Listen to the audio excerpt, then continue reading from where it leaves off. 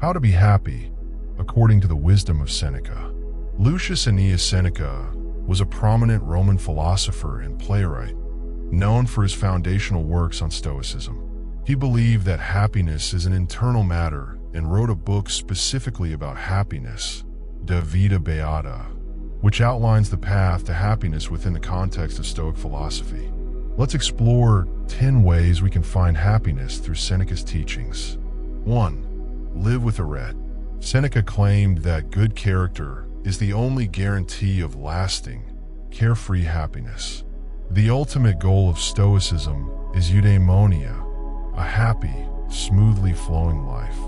To achieve this goal, we need to be at peace with our inner diamond, the highest version of ourselves, our inborn potential. The Stoics believe that nature wants us to thrive in life, which is why this inner diamond has been planted in us like a divine seed, so we have the inherent potential to become the best version of ourselves. Imagine two lines. The higher line represents what you're capable of, and the lower line shows what you're actually doing. Living with regret means striving to reach the higher line, expressing what you're capable of in the present moment. It's about narrowing the gap between the two and expressing your ideal self moment by moment. The bigger that gap, the further away you are from eudaimonia, and the more likely you are to experience regret and anxiety. On the other hand, if you strive to close that gap, you will build a strong relationship with your highest self and live a happy, smooth-flowing life. It's only through the virtues of your character that you can close the gap between what you're doing and what you're capable of. If happiness is truly a state of mind, then nothing external is required to live a good life. No beachside villa, no millions in the bank, no diamond rings, and generally, nothing outside of what's already within us is natural potential. This potential is in all of us. 2. Accept whatever happens. As Seneca wisely states, we are more often frightened than hurt, and we suffer more in imagination than in reality.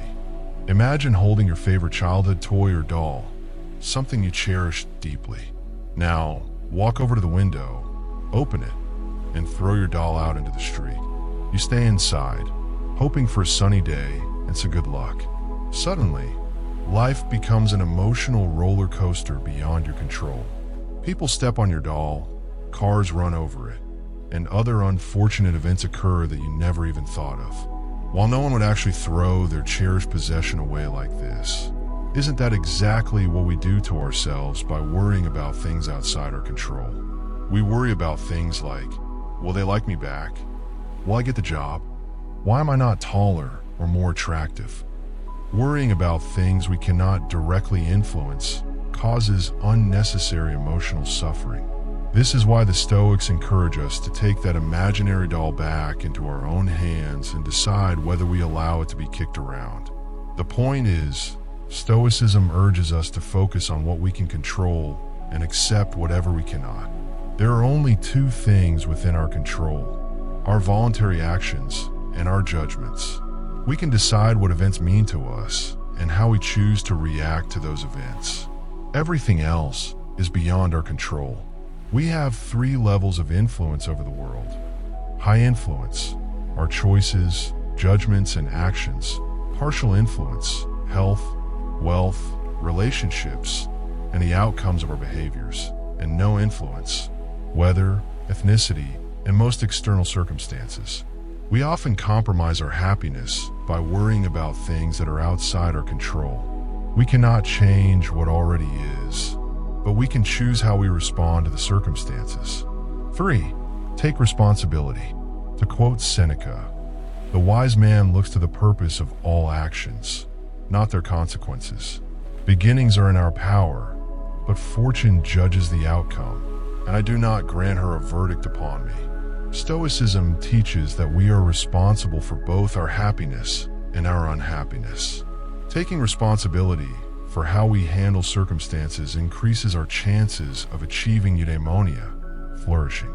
We can either play the victim of our circumstances, being pushed around by life, or we can choose to take responsibility for how we respond to those circumstances.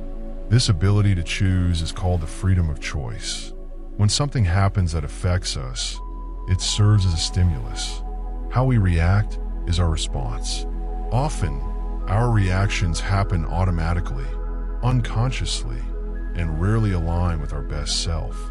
For example, if you leave work and find yourself stuck in traffic, it's easy to become frustrated, curse other drivers, and feel agitated. In that situation, you are allowing an external event to dictate how you feel and behave. However, there is a gap between stimulus and response. It may be small, but it always exists. In this gap, we have the opportunity to choose our voluntary reaction or non-reaction to the situation. If you want to harness this gap and choose your best response, you need to develop the awareness to recognize your initial impression. Once you notice your first impulse, you can take a step back and ask yourself whether that response is beneficial. For instance, getting angry at the traffic won't make it move any faster.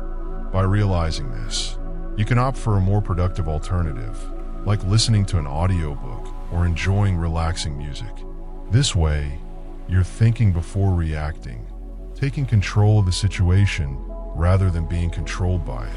Looking at the triangle of happiness, we find eudaimonia, a smooth, happy life, at the center. It's achieved by living with arete, expressing your highest self in every moment, accepting whatever happens, focusing on what we can control, and accepting the rest as it comes. Taking responsibility, not letting external events determine our well-being. By practicing these principles, we can express our best selves and attain true happiness. 4. Be mindful of your anger. From Seneca, we learn that we should not merely control anger, but destroy it entirely. What control is there for a thing that's fundamentally wicked? Anger is defined as an intense emotional state involving strong, uncomfortable, and hostile reactions to perceived provocations, harm, or threats. While many of us believe that anger can sometimes be justified, Stoicism teaches that there is no such thing as appropriate anger. Anger is inherently unreasonable and harmful, both to the individual and society. According to Seneca, anger is a binary emotion. Once you realize you're angry, you're already under its control. He calls it a temporary madness, a poor guide to happiness. Even when anger seems justified, we should avoid acting on it, as it clouds our judgment and undermines our peace of mind.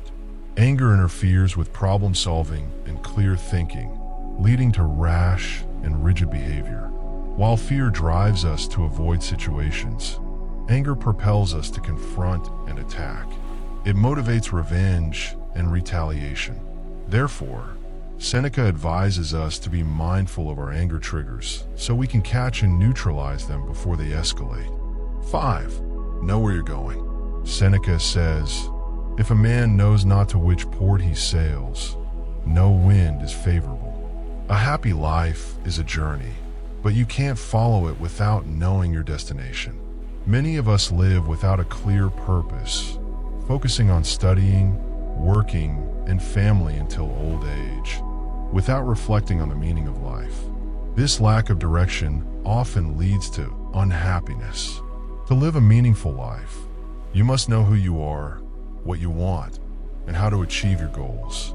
This clarity provides a roadmap to follow. One of humanity's greatest gifts is the freedom to choose your path, whether it's becoming a parent, pursuing higher education, or designing your own future. The right choices bring fulfillment. Learn to find your purpose, and happiness will follow. 6. Don't follow the crowd. Seneca says, "A mass crowd is something you cannot entrust yourself to." In modern society, we often follow the crowd to avoid standing out. When someone chooses a different path, others quickly label them as crazy or insane. By following the crowd, you limit your growth and settle for mediocrity. True happiness comes from within, not from conforming to others. Seneca advises limiting your association with the crowd. He believed that crowd mentality encourages self-indulgence and prevents personal growth. Be unique, innovate, and focus on what you do best, rather than blending in with everyone else. 7. Admit money into your home, not your heart. Seneca taught, wealth is the slave of a wise man, the master of a fool. You don't need to stop enjoying material things, but don't become attached to them. Money is just a tool for security, food, shelter, clothing, and access, luxuries like phones or cars. The problem with luxury is that it fosters unnatural desires that are difficult to fulfill and require constant effort, which could be better spent on meaningful pursuits. Research shows happiness is correlated with income, but only up to around $75,000, or $88,700 in 2020. After this amount, more money doesn't significantly increase emotional well-being. Make sure you control your wealth. It shouldn't control you. 8. Cherish the present. Seneca says, every day should be welcomed and reduced forthwith into our own possession. Many people, despite wanting to be happy, are often anxious because they focus on the past or future, not the present moment. Our internal voice is always talking, creating stories about the past and future, which fuels anxiety.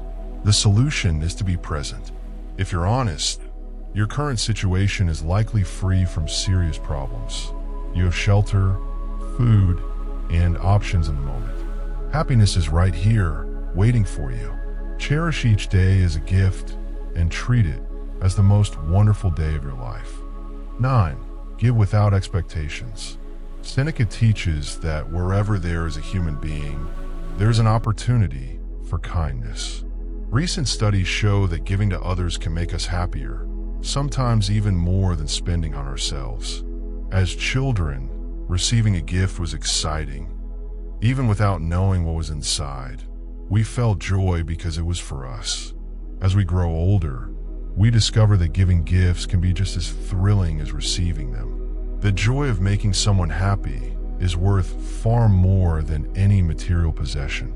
Many of us want to contribute to society, but busy lives often hold us back. Contribution doesn't always have to be financial. You can offer your time, effort, or even in used items like clothes or gadgets. When performing good deeds, don't expect payment or gratitude in return. The satisfaction of helping others is the true reward. 10. Always be youthful. Seneca advises, hang on to your youthful enthusiasms. As we age, we often lose the energy and enthusiasm we had in youth. Many experience a midlife crisis when we feel our vitality diminishing. However, research shows that people who feel younger than their chronological age tend to live longer, happier lives. To maintain a youthful spirit, keep your mind active by reading, joining a book club, or learning new skills. Keep your body active with daily movement, yoga, tai chi, or qigong, which harmonize the mind and body.